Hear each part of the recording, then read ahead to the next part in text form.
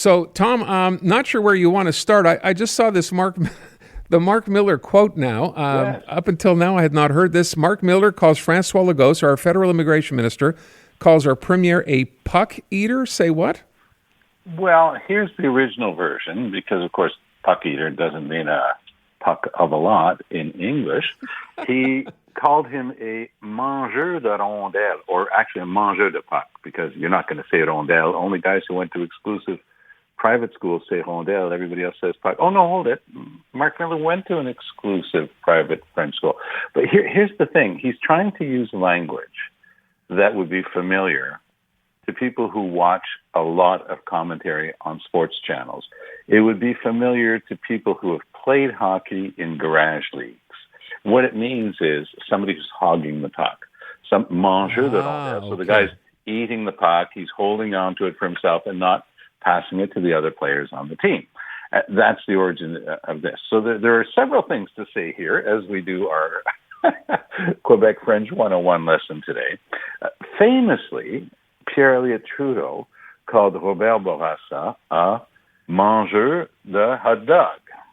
Now, mangeur de hot dog is not to be confused with mangeur de puck. A mangeur de hot dog, as the name suggests, is someone from humble roots who is not quite as classy as Pierre-Elliott Trudeau was. That was the insult there, that Quebecers generally, and Bourassa in particular, mangeur de hot dog. That's a famous slur.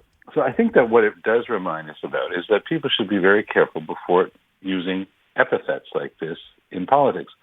What in heaven's name is a guy with Mark Miller's pedigree trying to convince people that he's a dock worker or a construction worker using language like this? Yeah. It's not something that flows naturally. It's getting a lot of attention. Hey, even people on English radio stations are talking about what he said today. Believe me, it's been blasted all over the websites, and it'll be on the front page, all over the websites of the French papers all afternoon. So people are upset about it. People are explaining it. People are simply repeating it. I think that people who use name-calling as their primary tactic against political opponents might want to enrich their ability to debate substantive issues. This is about whether or not everybody should be on side with Justin Trudeau in his approach to dealing with Donald Trump. But I would remind anybody, including Mark Miller, that the person who went the most offside so far isn't Francois Legault, isn't Doug Ford, isn't Danielle Smith of Alberta. The person who went offside the most was Justin Trudeau, who out of nowhere a couple of days ago went after this issue by saying that he would have been much happier, it would have been much better for women's rights if the Americans had had the wisdom to elect a woman leader, but they rejected that again. So saying that you would have preferred to see Kamala Harris there instead of Donald Trump, I don't know about you, Aaron, but I'm not sure that was the smartest move. But I do know, because I have information from inside that meeting from several sources, that several premiers went after him on this thing. What's the name of the game?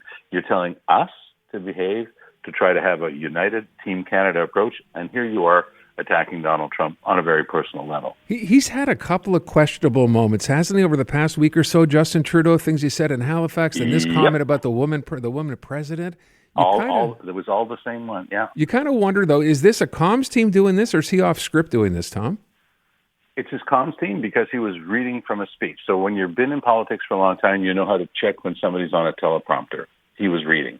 So this speech was actually written for him. And this just in, Justin Trudeau doesn't write his own speeches. He might look at them once, or his chief of staff might look at them once before he reads them.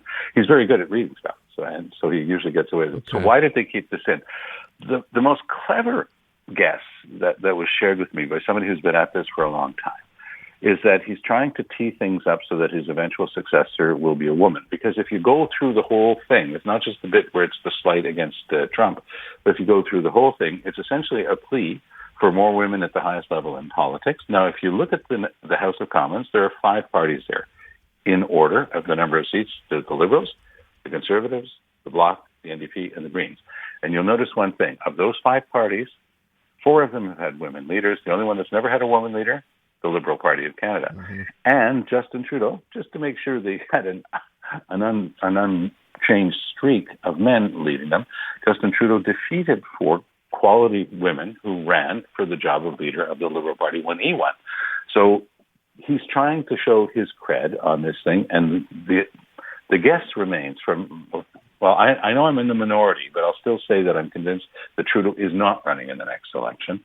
He'll probably announce that in the next few weeks that he's decided not to, and he's trying to tee it up so that it's Melanie Joly, Chrystia Freeland, Anita Anand, a woman to replace him as leader. I guess we could actually add Christy Clark into that mix. Okay, well, hold on a sec. Let me go back now. So you just brought up Chrystia Freeland's name. I thought the whole story now was this scuttlebutt anyway, suggesting that he and Chrystia Freeland are not seeing eye to eye. I've heard a couple of pundits suggest now that by the time she introduces her economic fall update on Monday, that'll be followed by her being kicked out of cabinet. They're going to name someone else. Mark Carney's name obviously has been tossed around. What's happening there, Tom? Trudeau is furious because sometimes there's a leak and you can't, for the heck of you, identify where it came from. But according to the articles in the Globe and Mail, it was like a dozen people who simultaneously leaked that Chrystia Freeland had fought tooth and nail against this really dumb idea to give this 5% break on the tax for 8 weeks because it was a nightmare for small business owners. It was going to be a nightmare to enforce and apply, and it made no economic sense. When this was imposed on her by the communications people around Trudeau, because I am told that it was the communications people who wrote this, not the people at finance, she said, the thinking goes that she said, okay, just let them know that I had nothing to do with this decision.